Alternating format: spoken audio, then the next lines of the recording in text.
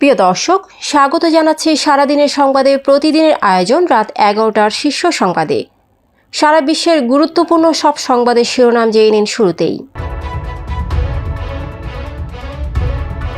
589 জনের পাসপোর্ট বাতিল, বিপাকে হাসিনার মন্ত্রী এমপিরা।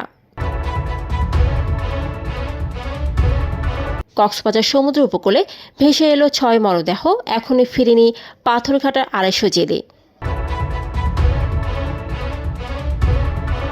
ভিয়েতনামে সুপার টাইফুনে 254 জনের মৃত্যু, অন্যদিকে নাইজেরিয়ায় নৌকা ডুবে 64 জনের প্রাণহানি। মিশরে ভয়াবহ ট্রেন দুর্ঘটনায় নিহত 3 জন, অন্যদিকে হাইতিতে জ্বালানি ট্রাক বিস্ফোরণে 16 জনের মৃত্যু। গোপনে স্পর্শকাতর দলিলপত্র সরাচ্ছে এস আলম গ্রুপ, চানগাঁওয়ে নেতার বাসায় ছিল 15 বস্তা দলিল। $100 কোটি ঋণ দেবে বিশ্বব্যাংক, যুক্তরাষ্ট্র বাংলাদেশকে $20 কোটি বেশি সহায়তা দিচ্ছে। জেএসসির 25 ভাগ, এসএসসির 75 ভাগ নম্বর নিয়ে এইচএসসির ফলাফল প্রকাশের প্রস্তুতি। পদ্মা সেতুতে নিয়ে টুস করে ফেলে দেওয়ার বক্তব্যে হাসিনার বিরুদ্ধে মামলা। আন্দোলনে নিহত 875 জনের মধ্যে 422 জনই বিএনপির। বঙ্গবন্ধু স্যাটেলাইটে বছরের লোকসান 66 কোটি টাকা। প্রিয় দর্শক, এবারে জেনে নিন বিস্তারিত। ফ্যাশন ব্র্যান্ড মানে আর্ট। ক্ষমতাচ্যুত হাসিনা সরকারের সাবেক মন্ত্রী, এমপি ও তাদের পরিবারের সদস্যদের নামে ইস্যুকৃত বিশেষ প্রাধিকারভুক্ত লাল পাসপোর্ট বাতিল এবং সংরক্ষিত ব্যক্তিগত তথ্য জব্দ করা হয়েছে। এছাড়া বাতিল পাসপোর্ট ব্যবহার করে তারা যাতে বাংলাদেশ ত্যাগ বা তৃতীয় কোনো দেশ ভ্রমণ করতে না পারেন সে বিষয়ে কঠোর নজরদারির নির্দেশ দিয়েছে স্বরাষ্ট্র মন্ত্রণালয়। সাবেক মন্ত্রী, এমপি ও তাদের পরিবারের সদস্য মিলিয়ে এ পর্যন্ত 589 জনের পাসপোর্ট বাতিল করা হয়েছে। সমুদ্র উপকূলে আরও একজনের মরদেহ ভেসে এসেছে। এ নিয়ে গত 3 দিনে 6 মরদেহ ভেসে এসেছে। রবিবার বিষয়টি নিশ্চিত করেছেন SeaSafe লাইফগার্ডের senior lifeguard Mohammad Osman. অন্যদিকে বঙ্গোপসাগরের সৃষ্ট নিম্নচাপে অনেক জেলেরা উপকূলে ফিরে আসলেও এখনও বরগুনার পাথরঘাটার $23 250 জেলে ফিরে আসেননি। এখন পর্যন্ত তাদের সম্পর্কে তথ্য দিতে পারছে না বরগুনা জেলা ট্রলার মালিক সমিতি। ভিয়েতনামে টাইফুন ইয়াগির আঘাত এবং এর কারণে সৃষ্ট বন্যা ও ভূমিধসে মৃতের সংখ্যা বেড়ে 254 জন হয়েছে।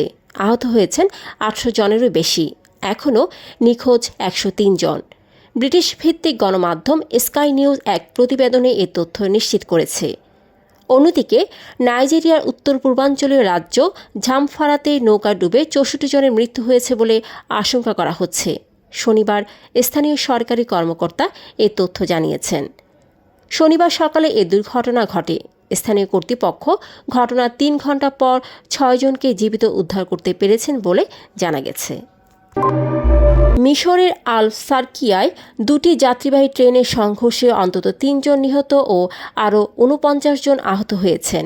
আহতদের মধ্যে 5 জনের অবস্থা সংকটজনক এবং উদ্ধার কাজ চলমান আছে বলে জানিয়েছে দেশটির স্বাস্থ্য মন্ত্রণালয়। অন্যদিকে ক্যারিবীয় দ্বীপপুঞ্জের দেশ হাইতির দক্ষিণ পশ্চিমাঞ্চলে একটি জ্বালানিবাহী ট্রাক বিস্ফোরণে 25 জন নিহত হয়েছেন। এছাড়া আরও বহু মানুষ আহত হয়েছেন। সংবাদ মাধ্যম এএফপি এ তথ্য নিশ্চিত করেছে। আওয়ামী লীগ সরকার পতনের পর বিব্রতকর অবস্থায় পড়েছে শেখ হাসিনার কাছ থেকে অবৈধ সুবিধাভোগী শিল্প গ্রুপ এস আলম। তাদের বিরুদ্ধে বেরিয়ে আসছে একের পর এক চাঞ্চল্যকর তথ্য। এবার এস আলমের প্রধান কার্যালয় থেকে অন্তত 15 বস্তা গুরুত্বপূর্ণ ও স্পর্শকাতর কাগজপত্র অজ্ঞাত স্থানে সরিয়ে ফেলা হয়েছে। 26 আগস্ট এসব কাগজপত্র প্রথমে চট্টগ্রাম নগরীর চানগাঁওয়ে এক আওয়ামী লীগ নেতার বাড়িতে নিয়ে যাওয়া হয়। পরে এই নিয়ে কানাঘুষা শুরু হলে 4 দিন পর সবকিছু সরিয়ে নেওয়া হয় অজ্ঞাত স্থানে। বাংলাদেশে আর্থিক খাত সংস্কারে প্রায় $100 কোটি ঋণ সহায়তা দেওয়ার ঘোষণা দিয়েছে বিশ্বব্যাংক। রবিবার বাংলাদেশ ব্যাংকের নির্বাহী পরিচালক ও মুখপাত্র হুসনে আরা শিখা গণমাধ্যমকে এ তথ্য নিশ্চিত করেছেন। তিনি বলেন, বাংলাদেশকে 100 কোটি বা $1 বিলিয়ন ঋণ সহায়তা দেবে বিশ্বব্যাংক। এর মধ্যে পলিসি বেসড লোন হিসেবে $750 মিলিয়ন এবং ইনভেস্টমেন্ট লোন ও গ্যারান্টি ফ্যাসিলিটি হিসেবে $250 মিলিয়ন ঋণ সহায়তা দেওয়া হবে। অন্যদিকে বাংলাদেশের উন্নয়নে অন্তর্বর্তী সরকারের অগ্রাধিকার খাতে বাড়তি $200 মিলিয়ন সহায়তা দিচ্ছে যুক্তরাষ্ট্র। রোববার বেলা 11টায় রাষ্ট্রীয় অতিথি ভবন পদ্মায় উন্নয়ন সহযোগিতা চুক্তির আওতায় এই অর্থ দেওয়ার কথা জানান USAIDর ডেপুটি অ্যাসিস্ট্যান্ট অ্যাডমিনিস্ট্রেটর অঞ্জলি কৌর। স্থগিত হওয়া এইচএসসি ও সমমান পরীক্ষার ফল প্রকাশে একটি সুনির্দিষ্ট প্রস্তাবনা পাঠানো হয়েছে সরকারের কাছে। সম্প্রতি আন্তঃশিক্ষা বোর্ড শিক্ষা মন্ত্রণালয়ে এই প্রস্তাব পাঠায়। প্রস্তাবে জেএসসিতে প্রাপ্ত নম্বরের 25% ও এসএসসি ও সমমানের পরীক্ষার প্রাপ্ত নম্বরের 75% যোগ করে 2024 সালের এইচএসসি ও সমমানের পরীক্ষার ফল নির্ধারণ করার কথা বলা হয়। ঢাকা শিক্ষা বোর্ড সূত্রে এ তথ্য জানা গেছে। পদ্মা সেতুতে চুবিয়ে বিএনপি চেয়ারপারসন খালেদা জিয়া ও বর্তমান সরকারের প্রধান উপদেষ্টা ডক্টর ইউনূসকে হত্যার হুমকি দেওয়ায় এবার শেখ হাসিনার বিরুদ্ধে মামলা হয়েছে। রোববার দুপুরে হত্যার হুমকির অভিযোগ এনে সৌরভপ্রিয় পাল নামে সাবেক এক ছাত্রদল নেতা চট্টগ্রাম মেট্রোপলিটন আদালতে এই মামলা দায়ের করেছেন। গত 13 আগস্ট পর্যন্ত বৈষম্য বিরোধী ছাত্র আন্দোলন ঘিরে 875 জন নিহত হয়েছেন বলে একটি মানবাধিকার সংস্থার প্রতিবেদনে বলা হয়েছে। নিহতদের মধ্যে 422 জন ছিলেন বিএনপি নেতাকর্মী বা সমর্থক। রবিবার গুলশানে বিএনপি চেয়ারপারসনের কার্যালয়ে আয়োজিত সংবাদ সম্মেলনে এ দাবি করেন মির্জা ফখরুল ইসলাম আলমগীর। আওয়ামী লীগ সরকারের সবচেয়ে ব্যয়বহুল প্রকল্পের একটি বঙ্গবন্ধু 1 স্যাটেলাইট। ওই স্যাটেলাইট পরিচালনার জন্য গঠিত রাষ্ট্রীয় মালিকানাধীন company Bangladesh satellite company limited রাষ্ট্রীয় কোষাগারে 1 পয়সাও জমা দিতে পারেনি। উল্টো বিএসসিএল এর বছরে লোকসান হচ্ছে 66 কোটি টাকা। তবে সব মিলিয়ে সরকারের ক্ষতির পরিমাণ দাঁড়াতে পারে 1,500 কোটি টাকারও বেশি। দর্শক, এতক্ষণ আমাদের সাথে থাকার জন্য ধন্যবাদ।